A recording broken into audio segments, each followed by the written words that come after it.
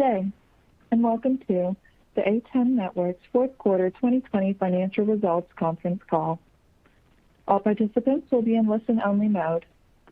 Should you need assistance, please signal a conference specialist by pressing the star key followed by 0. After today's presentation, there will be an opportunity to ask questions. To ask a question, you may press star, then 1 on your touch-tone phone. If you would like to withdraw your question, please press star, then 2. Please note this event is being recorded. I would now like to turn the conference over to Rob Fink of FNKIR. Please go ahead. Thank you, operator, and thank you everyone for joining us today. This call is being recorded and webcasted live and may be accessed for at least 90 days on A10's investor relations website at a10networks.com. Hosting the call today are Dhrupad Trivedi, A10's President and CEO, and Brian Becker, Interim CFO. Before we begin, I would like to remind you that shortly after the market closed today, A10 Networks issued a press release announcing its fourth quarter 2020 financial results. Additionally, the company published a presentation and supplemental trended financial statements. You may access the press release, presentations, and trended financial statements on the investor relations section of the company's website. During the course of today's call, management will make forward-looking statements, including statements regarding our positioning, industry trends and opportunities, strategy, including diversification, portfolio management, recurring revenue, deferred revenue, operating margin, growth and profitability, and volatility. These statements are based on current expectations and beliefs as of today, February 9, 2021. These forward-looking statements involve a number of risks and uncertainties, some of which are beyond the company's control, such as the potential impact of COVID-19 on its business and operations that could cause actual results to differ materially, and you should not rely on them as predictions as future events. A10 does not intend to update information contained in these forward-looking statements, whether as a result of new information, future events, or otherwise, except required by law. For more detailed description of these risks and uncertainties, please refer to the company's most recent 10-K. Please note, with the exception of revenue, financial measures discussed today are on a non-GAAP basis and have been adjusted to exclude certain charges. The non-GAAP financial measures are not intended to be or considered in isolation or as a substitute for any results prepared in accordance with GAAP and may be different from non-GAAP financial measures presented by other companies. A reconciliation between GAAP and non-GAAP measures can be found in the press release issued today and on the trended quarterly financial statements posted on the company's website. With all that said, I'd now like to turn the call over to Dhrupad.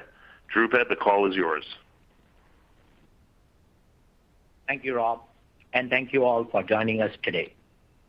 The fourth quarter represented a strong end to a solid year for us. We have established the foundation for sustainable growth and profitability. In fact, we reported our fourth consecutive quarter of positive year-over-year organic growth, delivering total growth of 6% for the year.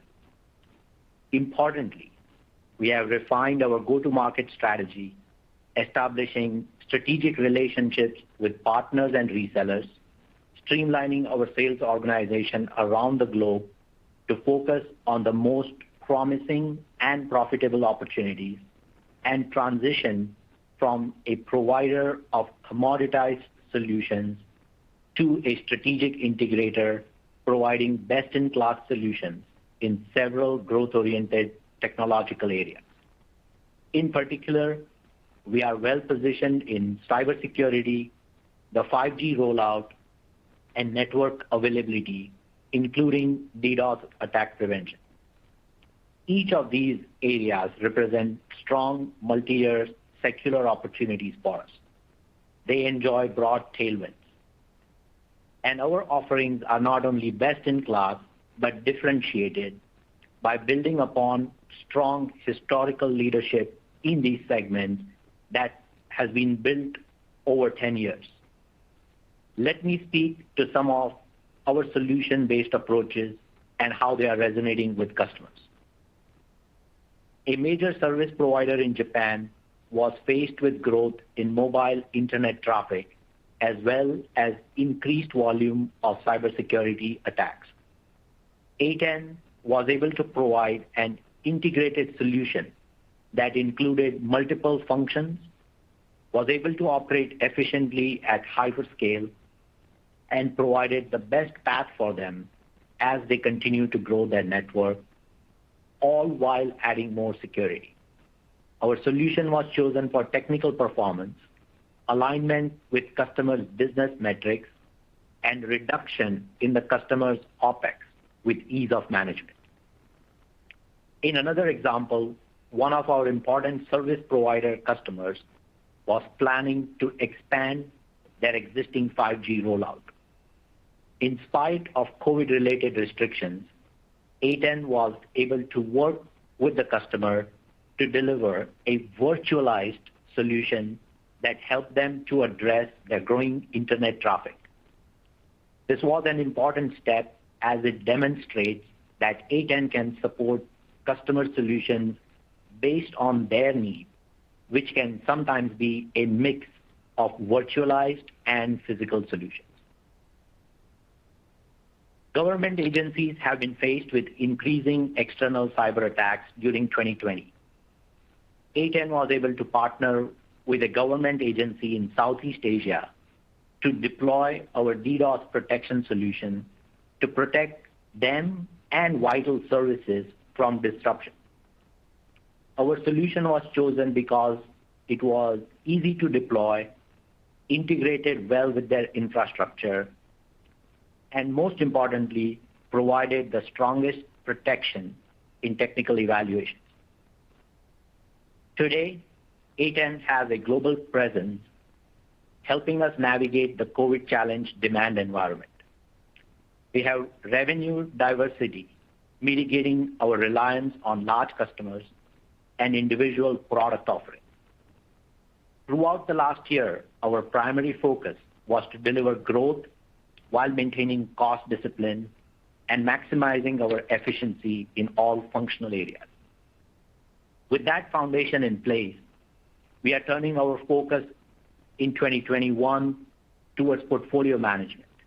This includes broader security-led solutions for our customers, enabling 5G and 5G readiness, and increasing our recurring revenue in line with our customers' business goals. This effort will make our business even more sustainable while increasing our visibility into our quarterly performance. Our goal is to grow our recurring revenue faster than our overall revenue. For perspective, our recurring revenue on December 31st, 2019 was $94 million and grew to approximately $105 million by end of last year. During 2021, we anticipate this transition to be neutral to our operating margins as we invest the incremental revenue into back-end support to grow this stream. Beginning in 2022, we expect this initiative to be slightly accretive to our operating margin. As part of this initiative, beginning in the first quarter, we plan to call out total recurring revenue and deferred revenue.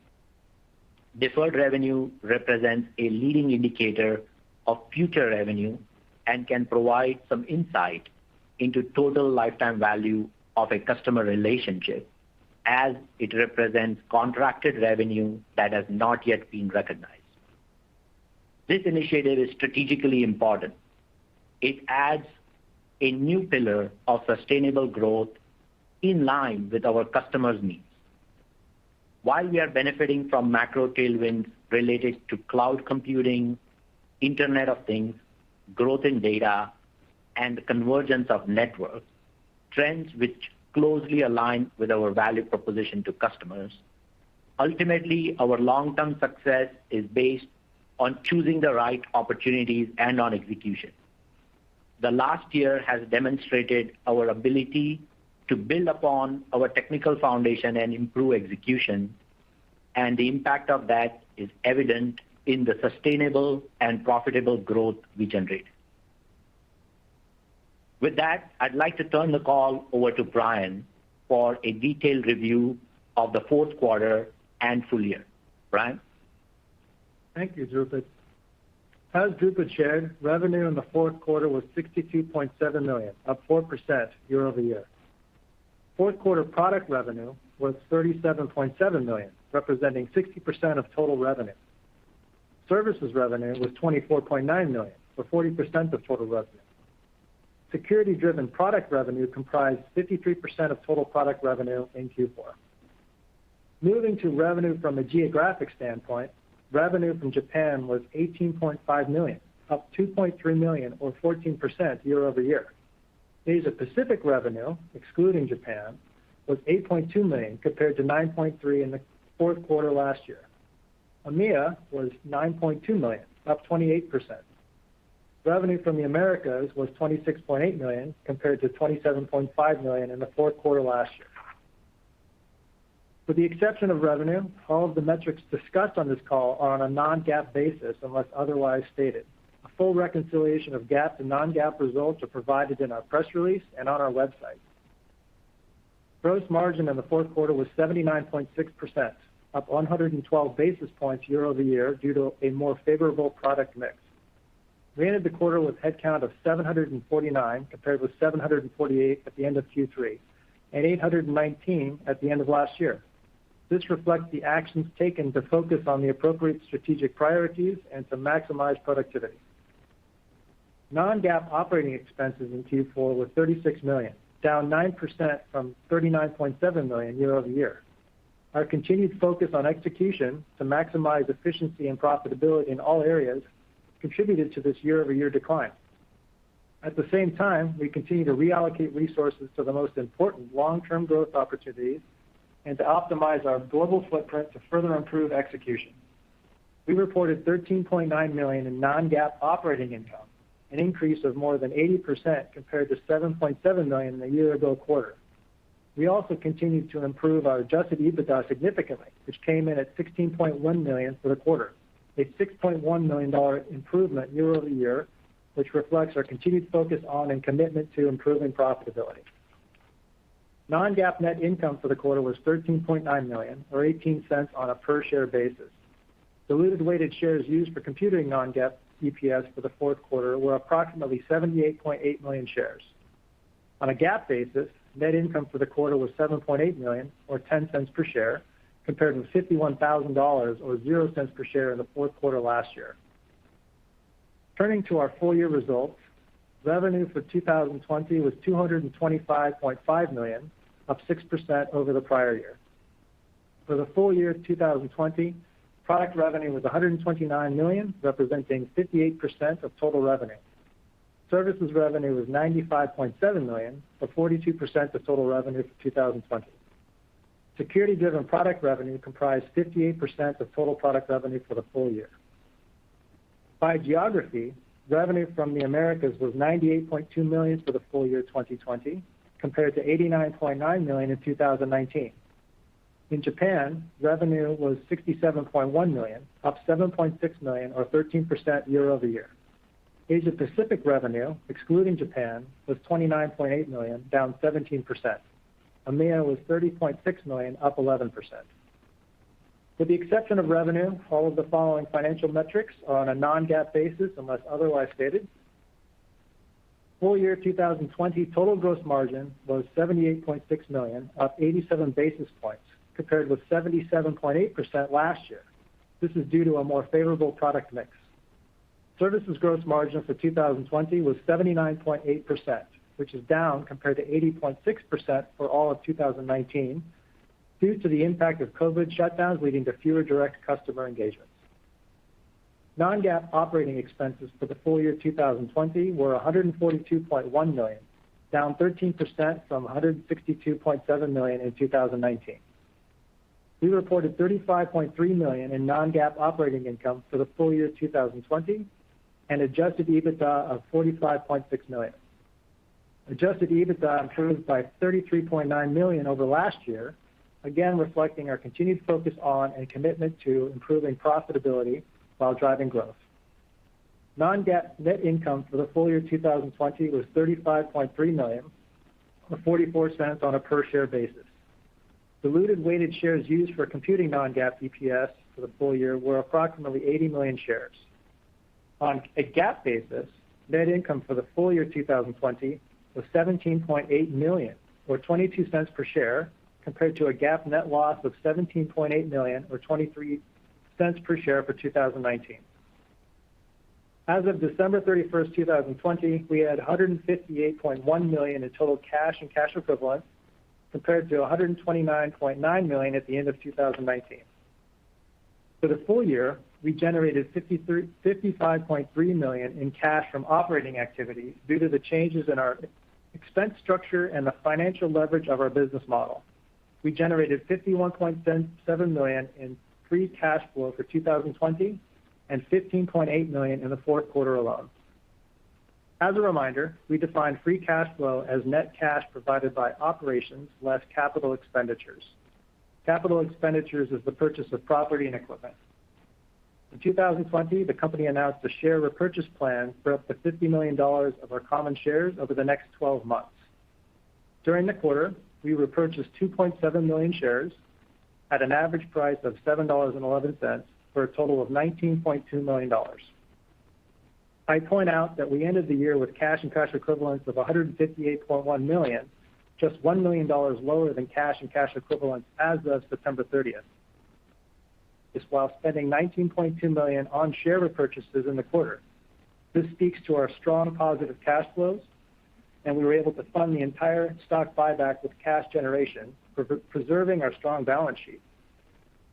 As the global economies continue to reopen, we remain laser-focused on driving sustainable balance of growth and profitability. On an annual basis, we expect to generate 6-8% with higher non-GAAP bottom line growth than our top line. In addition, we expect to maintain GAAP profitability going forward. We also expect somewhat higher quarter-to-quarter volatility, particularly in Japan, if there are decisions to further delay or cancel the 2020 Olympic Games. Operator, you can now open the call up for questions. Thank you. We will now begin the question and answer session. To ask a question, you may press star, then 1 on your touch-tone phone. If you are using a speakerphone, please pick up your handset before pressing the keys. To withdraw your question, please press star, then 2. At this time, we will pause momentarily to assemble our roster.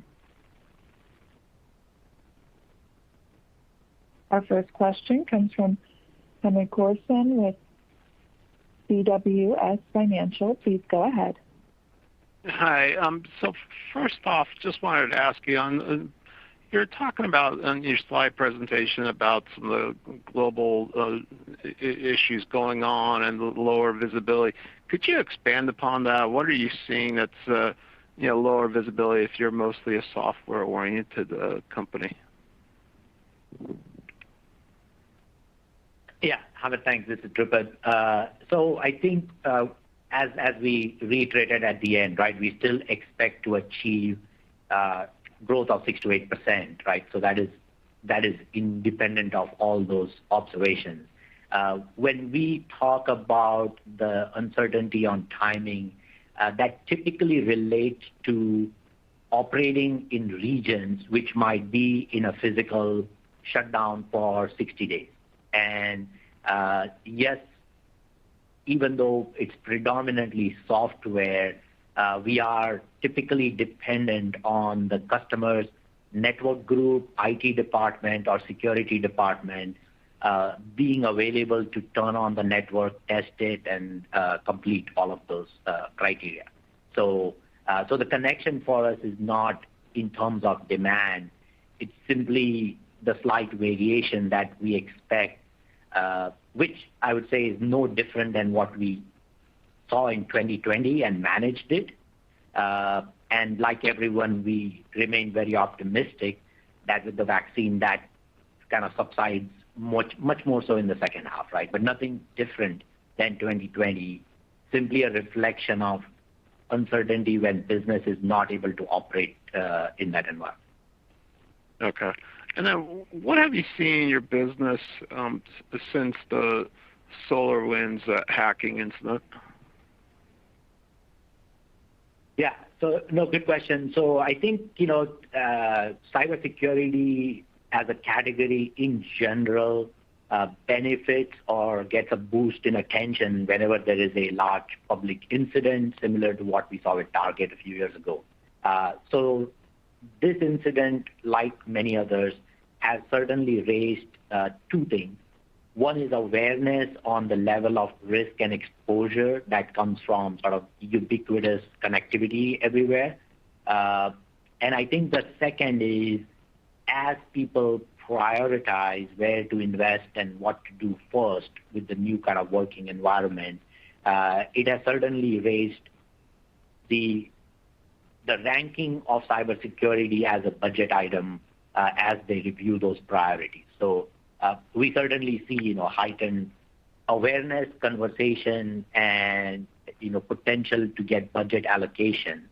At the same time, I would also say that typically cybersecurity is a complex topic. So while we do see all those positive trends, typically customers will do multiple things to become more secure, which could range from training employees not to click on emails that look suspicious to installing, DDoS protection and so forth, right? So we absolutely see an increased awareness, increased budget allocation, hopefully, and certainly our value proposition as led by cybersecurity resonates even more now with these customers.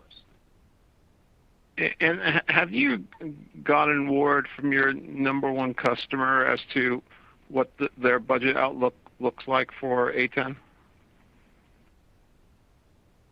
Yeah, so I think, of course, all our customers are number one, Hamid, right? But I would say when we look at some of the larger customers you think about, they are highly focused, including this one, on growing their capacity to support and run more data and becoming more secure. So we see trends that are consistent with their plans to continue enhancing and expanding that. Okay, and it would still be a volatile quarter to quarter depending on how they're spending? It will be, but it was in 2020 as well, right? So I think it's something we try to understand better, manage it, and we'll continue to do what we did in 2020, right? And continue to get more insight so we can be more precise. Okay, great. Thank you. Thanks. Our next question comes from Anya Soderstrom with Sidoti. Please go ahead. Hi, thank you for taking my question. So the first one is, you were talking about the mid-enterprise in North America slowdown in the third quarter due to budgetary prioritizing. What have you seen there in the fourth quarter and going into the first quarter? Yeah, no, thanks, Anya. Good question. So yeah, we did see that, and that was sort of an industry phenomenon. I think what we are seeing now is there is obviously still concern ongoing about COVID environment, but I think people are also turning to look a little bit more forward and expecting more optimistic outlook by second half at the latest. But we already see, I would say, slightly improving signs of where people are revisiting the priorities, where the first instinct was as things change and people work from home, how do you support that and make it safe? And I think now it's evolving back to how do we make the infrastructure better and go back to some of their original priorities around the business. So we do see that as a positive trend. It's not suddenly better, but it is not trending. I think it's trending towards positive. Okay, thank you. And also, how was the fourth quarter trending, and how was it trending going into the first quarter, just in general? The sales momentum. Yeah, so I think, no, it's a good question. So I would say when we look at our business globally, there is of course differences, but in general, we saw that our value proposition on security-led solutions continues to gain positive momentum. And I think, even as we look at by region, in general, as you can see, our numbers were affected in Asia Pacific, excluding Japan, of course, a lot by COVID. But beyond that, everywhere we are seeing, positive momentum as well. Okay, thank you. And then you were mentioning about investing in your own infrastructure to be able to support the growth in 2021. Can you just elaborate a little bit about that? Sure, yeah. And I think to be clear, what I meant is, we continue to drive business efficiency, and we will reinvest that to invest in the most important priorities, right? So we are not planning to build major data centers. That is not the plan. Our CapEx profile is not going to be different, right? I think it's more related to saying, how do we further accelerate what growth we can achieve with cybersecurity-led solutions, which may require us to add newer capabilities and ways to support our customers, right? So it's more related to reallocation to those priorities versus maybe some of our older product lines. Okay, thank you. And does that have to do also with the pruning you did of the portfolio in the fourth quarter? Yes, so I think that's exactly right. So we continue to look at our portfolio in terms of growth and profitability, and make sure that we are putting our current OpEx level on the most important priorities for our customers as well. So that's exactly consistent with that. Okay, thank you. That was all from me. Thanks. Thank you, Anne. Again, if you'd like to ask a question, please press star, then 1. Our next question comes from Hendi Susanto with... Please go ahead. Good afternoon, Dhrupad and Brian. Hello. Hi. Hi. Dhrupad, first question. In service providers in 2020, A10 benefited from the needs for more capacity, security, and flexibility throughout the year, and then somewhat driven by COVID-19 also. And then looking into the first half of 2021, COVID pandemic is still problematic. So what should be our expectation in terms of service providers, in terms of capacity, security, and flexibility applications in the first half of 2021? Should we expect some like moderation, or should we expect the trend to continue? Yeah, no, good question, Andy. So I would say you are correct. In 2020, with the service provider segment, what we saw was the phenomenon that where they were originally building capacity and security for a more centralized version of operating, they had to adapt to doing a more distributed version, right? Now, as we go into the next year, I don't see that moderating or dramatically accelerating. We expect that to be pretty consistent because in general, our business derives from the fact that whether you call it Internet of Things or something else, as more and more things are connected, it generates more data, needs to have more security, and ultimately go through a network, right? So that need is independent of whether it's remote work or not.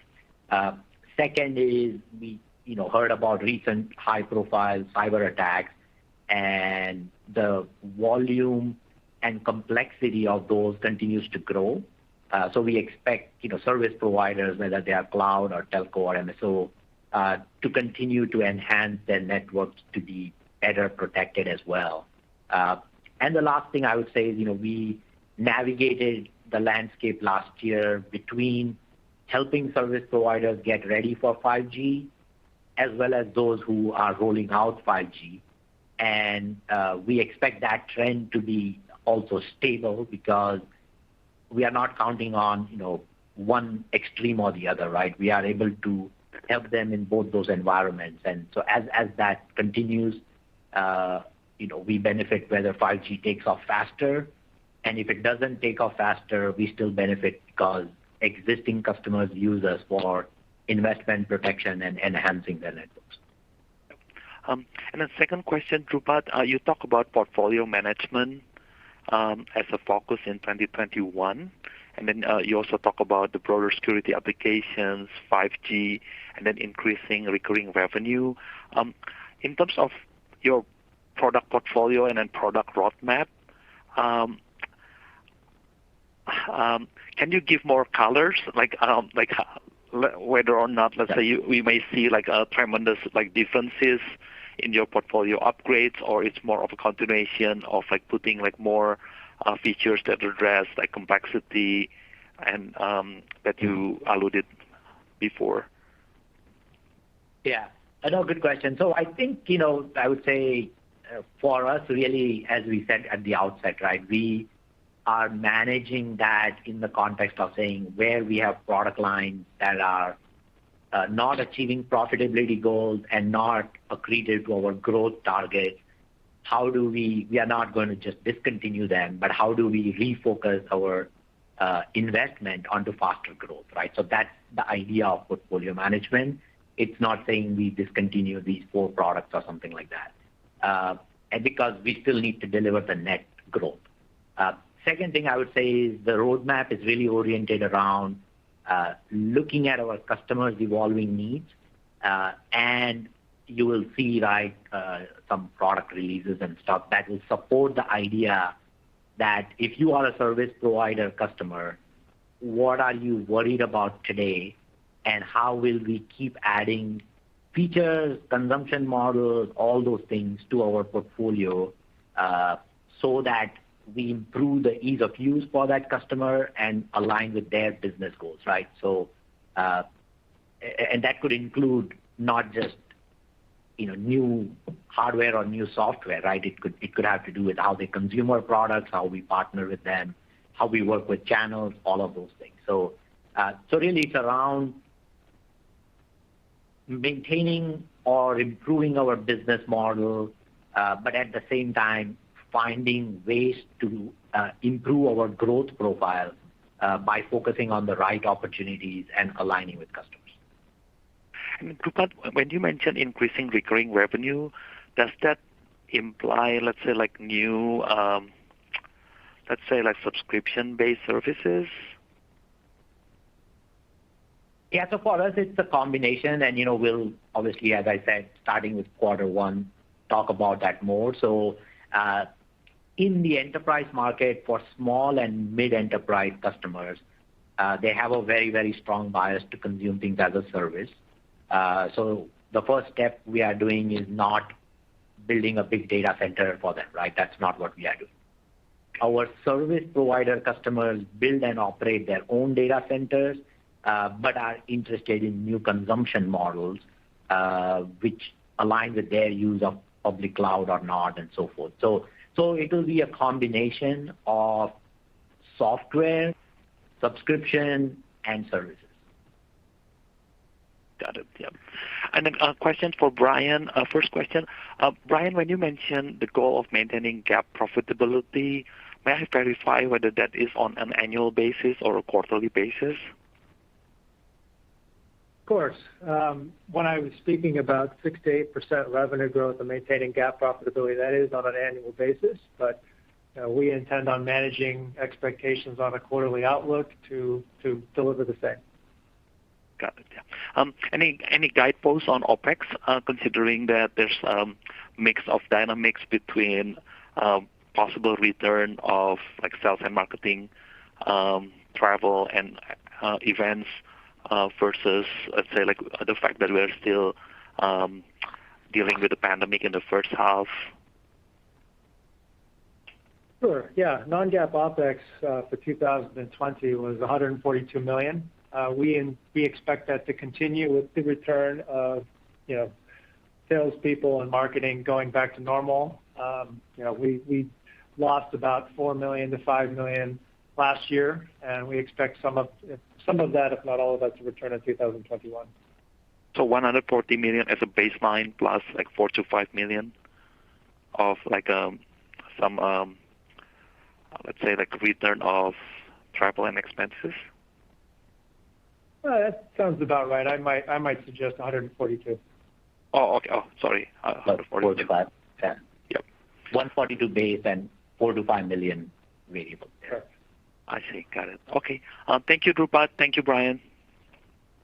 Thank you. Thank you. Thanks for your questions. This concludes our question and answer session. I would like to turn the conference back over to Dhrupad Trivedi for any closing remarks.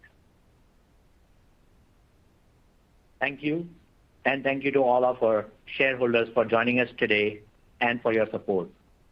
A10 continues to execute amidst a challenging and uncertain environment, and our strong balance sheet, global presence, and improved profitability position us for continued success. I would also like to thank all the employees of A10 who put in tremendous hard work and focus in 2020 to achieve these results. Thank you and have a good day. The conference is now concluded. Thank you for attending today's presentation. You may now disconnect.